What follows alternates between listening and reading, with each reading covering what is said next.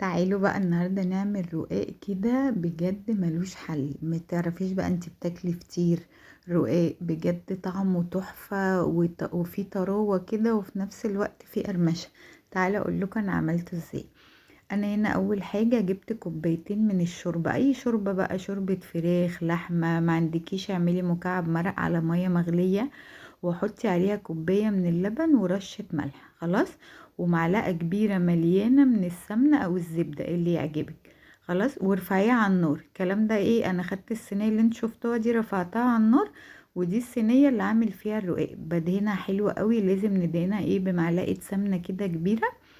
وهنروح بقى نجيب ايه الخليط ده من على النار، بصوا بيطلع بخار ازاي. ده ايه، شوربة على لبن على معلقة زبدة او سمنة اللي يعجبك بقى. وهنبل الرقاق كده، احنا طبعا معانا رقاق ناشف، على انتي على الصينية بقى ممكن 6 او 8، يعني 3 فوق و3 تحت. بصوا اول رقاقية دي اهم حاجة عشان لما نيجي نقلب الصينية، احنا اما نيجي نحطها انا بليت ناحية وخليت ناحية ناشفة، الناشفة هي اللي هتبقى من تحت عشان لما نيجي نقلبها تتقلب معانا بمنتهى السهولة.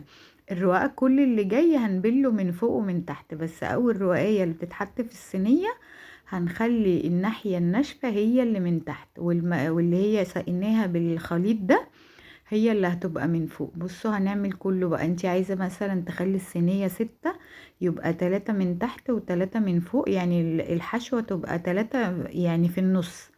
عايزاها 8 يبقى 4 و4. شوفي بقى الكمية الصينية المناسبة ليكي اعمليها خلاص. ودي لحمة طبعا احنا معصجينها مع بعض كتير جدا، لحمة مفرومة، انا دايما بشيل لحمة معصجة كده في الفريزر خلاص. انا عملت 3 من تحت وبعدين حطيت اللحمة المعصجة.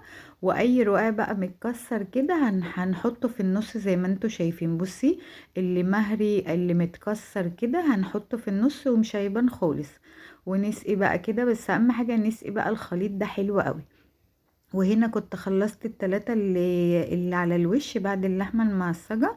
هاخد بقى من الخليط ده كده بالمعلقة واشرب بقى الجوانب كده عشان تطلع معاكي، يعني يطلع معاكي صينية رقاق دايبة كده وخطيرة. لازم بالمعلقة كده تسقي ايه من الخليط ده، هيطلع طعمه تحفة.